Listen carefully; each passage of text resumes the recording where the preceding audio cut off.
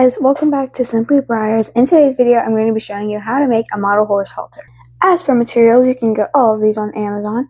For example, you need some scissors, 8 5mm jump rings, some 1/8 inch ribbon, and of course a hot glue gun. And finally, your helper model horse that you can measure everything on. Anyways, let's get on to it. The first thing you want to do is connect 2 of your 5mm jump rings. This will help with the start of the halter later. Anyways, the second step we're going to start doing is the noseband.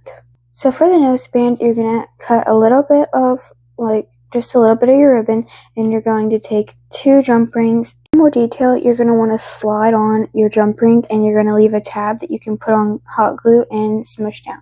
Once you've glued it down, you might see some hot glue squeezed out. You can just cut that off with your scissors. But be careful not to cut off the ribbon or else it'll start fraying, which is not a fun mess to deal with. Now this is what you should have. So now this is whenever your model horse is going to come into handy. So you're going to want to measure the noseband. Personally, I like to put it right by the cheekbone, kind of like this. Hopefully you guys can see. So in order to do that, on the other side, you're going to want to cut the tab to where it'll be enough to fold over. Once you have it measured, you're going to want to do the same thing. You're going to add glue here and you're going to fold it over. Alright, and now this is what your noseband should look like, and this is what the back should look like. Alright, so now that you're done with the noseband, you have to make the part that goes underneath, if that makes any sense. Again, you're going to want to cut a little slit of ribbon, and now you're going to get your 2 jump rings that you connected in the beginning of the video.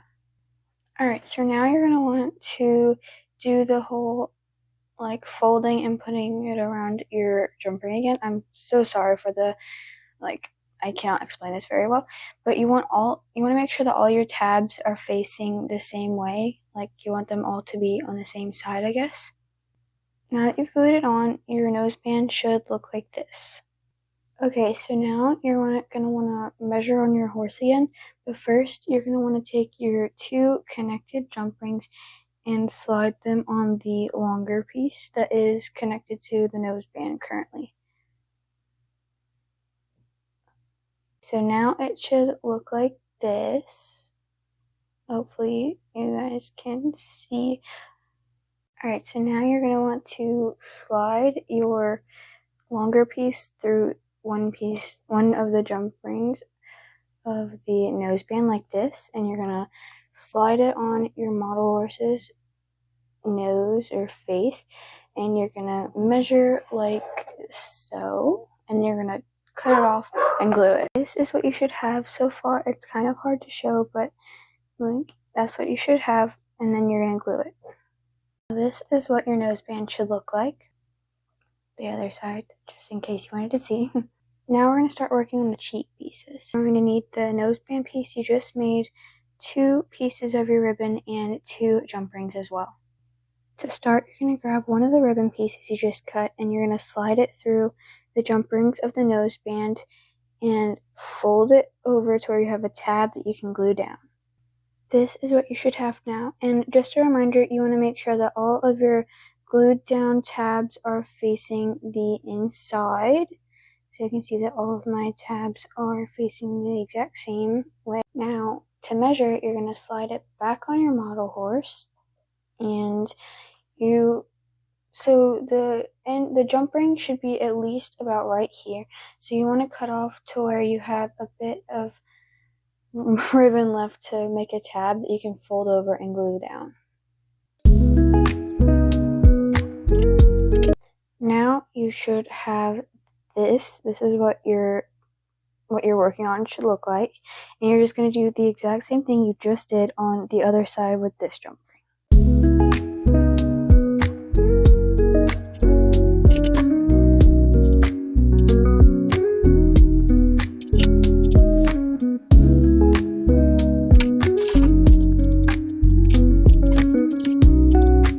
Now that you've done that, this is what your piece should look like so far.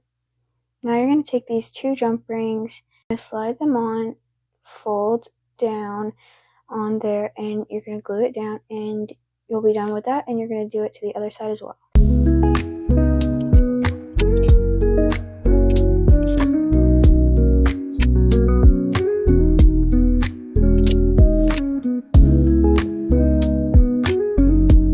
Alright, so I've just finished one side of the cheek pieces, and this is what it should look like so far. You don't want to make it too long or too short, or else it'll look kind of weird. So you want it just barely meeting the end of its cheek. And now you're going to do that exact same process on this side. Now that you've done that, this is what you should have so far.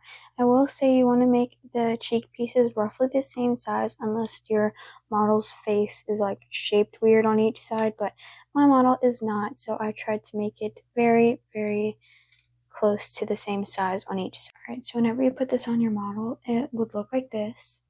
It would look like this on the other side. And now you're going to have to make the throat latch that goes right here. To achieve that, you're just going to need the piece you just finished and a rather large piece of ribbon, about 2 inches-ish, and that's about all you need to make the throat latch.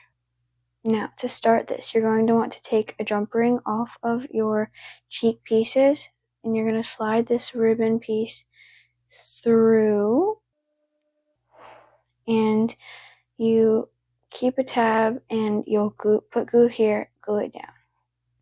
This is what it should look like so far.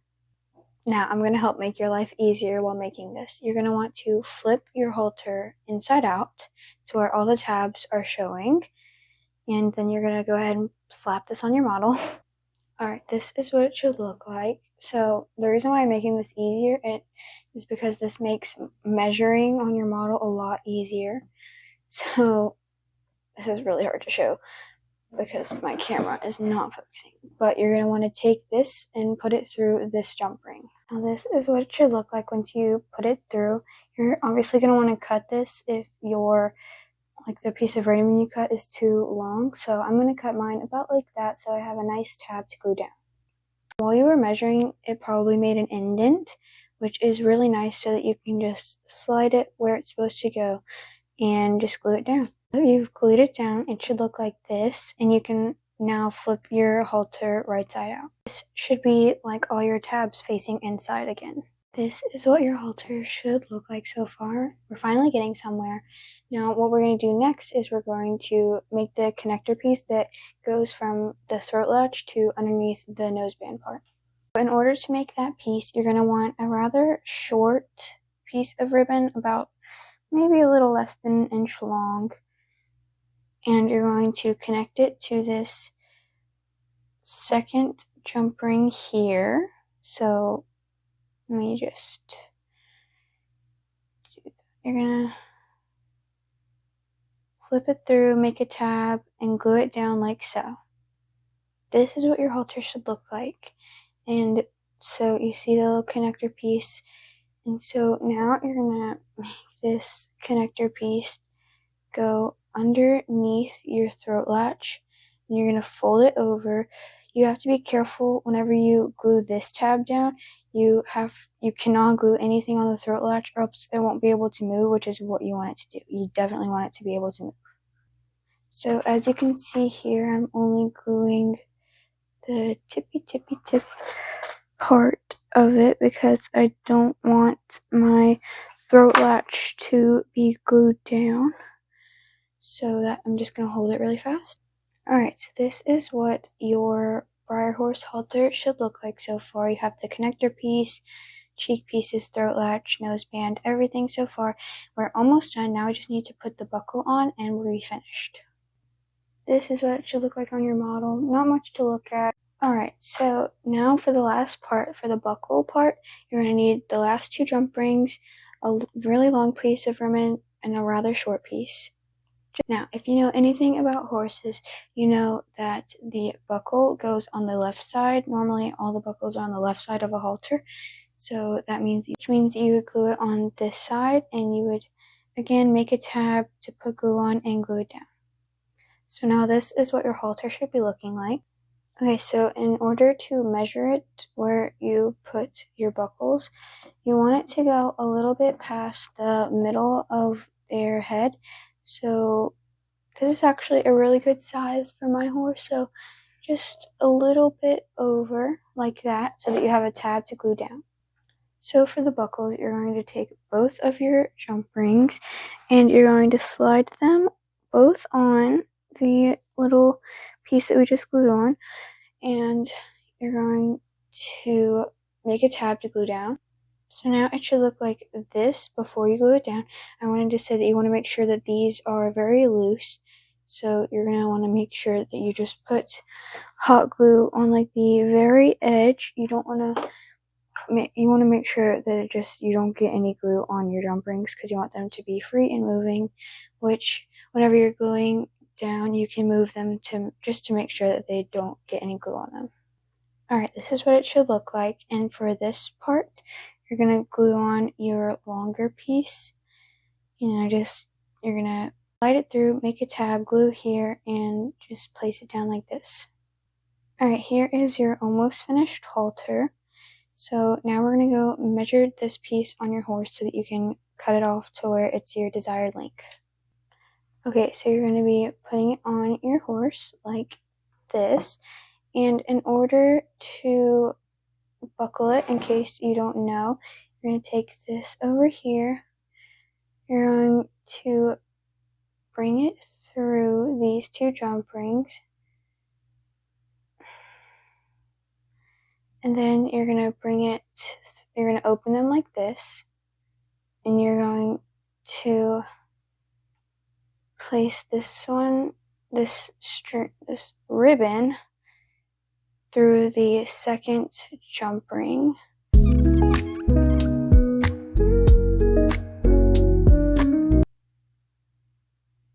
Like this, if you finally got it.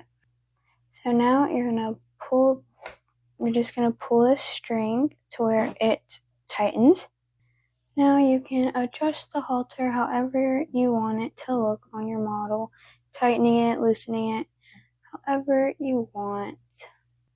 Alright, so now that you have it all adjusted to your liking, you're going to snip this part off however long you want it. I like to make mine in a little V shape like this because it actually makes it easier to bring it through the jump rings.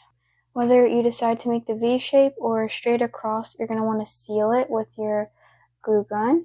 So you want to be really careful with this. You're going to put glue on the sides like that. You're going to wait a second and then you're going to press down. It should look like this, and then you're just going to cut off the excess hot glue that's squeezed out on the sides. Again, you want to make sure that you're careful not to cut the ribbon so that it doesn't start fraying. Now this is what your finished halter should look like. I really hope that this tutorial helped you guys. I know it wasn't the best because this is my first time ever making a tutorial, but I hope that it helped you guys with making halters. Anyways, see you guys in my next video.